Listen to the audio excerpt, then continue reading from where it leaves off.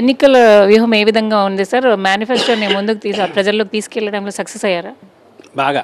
ఎందుకంటే మాకు వచ్చిన అడ్వాంటేజ్ ఏంటంటే డే 1 నుంచి మేము ఏదైతే చేస్తున్నామో ఈరోజు వాళ్ళు ఎవరిని వాలంటీర్లు ఆపడం ద్వారా ప్రజలతో ఉన్న కనెక్ట్ తీసేయగలమని చంద్రబాబు అనుకుంటే అది భ్రమే అని ఎందుకంటున్నా అంటే ఇప్పుడు ఎవరున్న 10 మందికి చేస్తే ఒక 1000 మంది నష్టపోతే 1000 మందికి కాకుండా 10 మందికి చేస్తే 10 మందికే గుర్తుంటుంది. మిగిలిన 900 మంది దుష్ప్రచారం చేయొచ్చు, ఎవడని చేస్తే వాళ్ళు మార్చచ్చు. 87% ఇంకా ఆరోగ్య హెల్త్కి సంబంధించి అయితే 95%, ఎందుకంటే 5 లక్షలు లిమిట్ చేశాం కాబట్టి eligibility.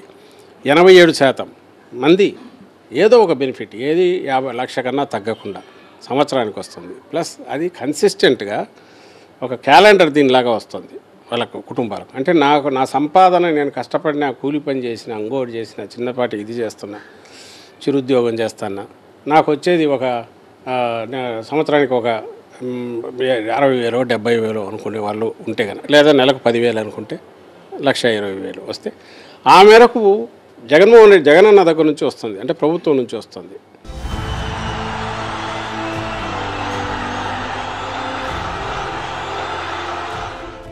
That ink is a semi-permanent dye called the indelible ink. We are the sole manufacturer of this indelible ink. Don't try to repair something which is working. And if you have facial recognition, you can go vote in any booth anywhere based on where you are, and then it will be recorded that you can't vote anywhere else again.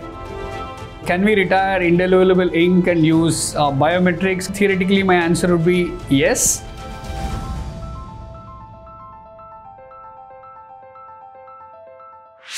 This and more.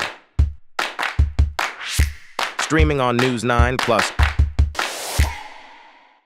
అది ఎప్పుడు వస్తుందో తెలుస్తుంది. ఒక చిన్న రైతు అయితే నాకు ఇది జూన్ మేలో ఇంత వస్తుంది, సెప్టెంబర్ అక్టోబర్లో ఇంత వస్తుంది, జనవరిలో ఇంత వస్తుంది. అమ్మఒడి నాకు అడ్మిషన్ ముందు ఇంత వస్తుంది, విద్యా దీవెన ఇది ఇట్లా వస్తుంది, లేకపోతే వసతి దీవెన. ఇప్పుడు అంటే ప్రతిదీ ఓకే, ఇది వస్తే నేను ఇది చేసుకోవచ్చు, ఏదో బడ్జెట్ చేసుకోవచ్చు, ఫ్యామిలీ కోసం పెట్టచ్చు.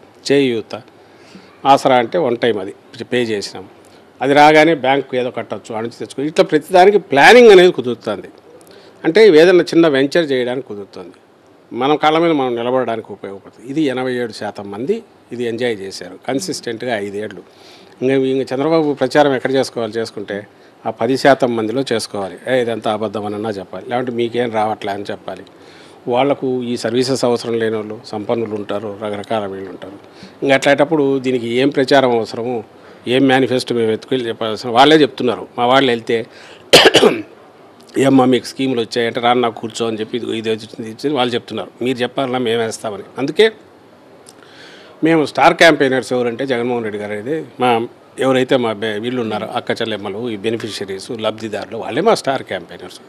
అందుకు మచ్చుకు అందులో నుంచి కొంతమందిని తీసి ఊరికే సింబాలిక్గా ఉండాలని 12 మందిని స్టార్ క్యాంపెయినర్స్ ఏదైతే ఈసీ దీని ప్రకారం ఉంటుంది 40 మందిని పెట్టచ్చు, అందులో 12 మందిని దానికి ఈరోజు జత కూర్చామంటే అంతగా నమ్మకం ఉంది వాళ్లకు. జగన్మోహన్ రెడ్డి గారి మీద అంత నమ్మకం ఉంది. దీన్ని చంద్రబాబు నాయుడు ఎన్ని కళ్ళబుల్లి కబుర్లు చెప్పినా కన్ఫ్యూజ్ చేయాలని ప్రయత్నం చేయగలడేమో తప్ప నమ్మడం అయితే ఎవరు నమ్మరు. అంటే ఈ లబ్ధిదారులని, మహిళల్ని, వృద్ధుల్ని ప్రతి ఒక్కరిని కూడా ఓటు వేయడానికి రావడానికి సిద్ధమైపోయారు సార్ మీ టీం అంతా? పూర్తిగా అయ్యారు. వీళ్ళు తీసుకెళ్ళడం కంటే వాళ్ళే రెడీగా ఉన్నారు రావడానికి, వాళ్ళే రెడీగా ఉన్నారు, అవకాశం కోసం చూస్తున్నారు. But at the same time అలర్ట్గా అందరూ ఎందుకు ఉండాలంటే ఎక్కడో ఒక చోట అనిపించవచ్చు, అన్నాడు ఎంతో కొంత ఇవ్వకపోతారని ఎవరికన్నా ఉంటే అది అతను ఇవ్వడం కాదు. ఇప్పుడు ఉన్నవి పోతాయి. ఎందుకు పోతే ఎంత డేంజర్ అంటే ఇప్పుడు ఇస్తున్నవి, ఇప్పుడు ఏదైతే పథకాలు కానీ నడుస్తున్నాయో, బెనిఫిట్స్ చేస్తున్నాము, ఇవన్నీ లింక్డ్ విత్ సమ్ నెక్స్ట్ స్టెప్కు ఎడ్యుకేషన్ మీద, హెల్త్ మీద పెట్టినవన్నీ. ఇవి ఇన్వెస్ట్మెంట్ స్టేట్ పెట్టింది, వీళ్ళకి ఇస్తుంది. ఈ బెనిఫిట్స్ ఇట్లే మధ్యలో ఇవి కన్నా యజ్ఞంలాగా మొదలైంది. ఇది ఆగిపోతే పెట్టింది వృధా అవుతుంది. ఒక్కసారి మళ్ళీ బతుకులన్నీ వెనక్కి వెళ్తాయి. అంటే 14-19 లేదో అంతకుముందు అంటే అప్పుడు ఏముండేదమ్మా, అప్పుడు రేషన్ వచ్చేది, అప్పుడు ఏదో ఒక స్కీమ్ వచ్చేది. జగన్మోహన్ రెడ్డి గారు చేసింది ఇప్పుడు 70,000 కోట్లు కష్టపడి పెడుతున్నది.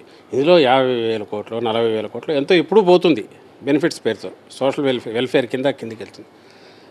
అయితే ఆ వెళ్ళేది ఏ రూపాయికి 40 పైసలు, 30 పైసలు ఎంతో కొంత, బాగా చేస్తే 50 పైసలు, 60 పైసలు పోయింది. ఎందుకంటే వ్యవస్థ లేదు అప్పుడు. కరప్షన్ ఒకటి ఉండేది, కిందికి డెలివరీ మెకానిజం సరిగా లేదు.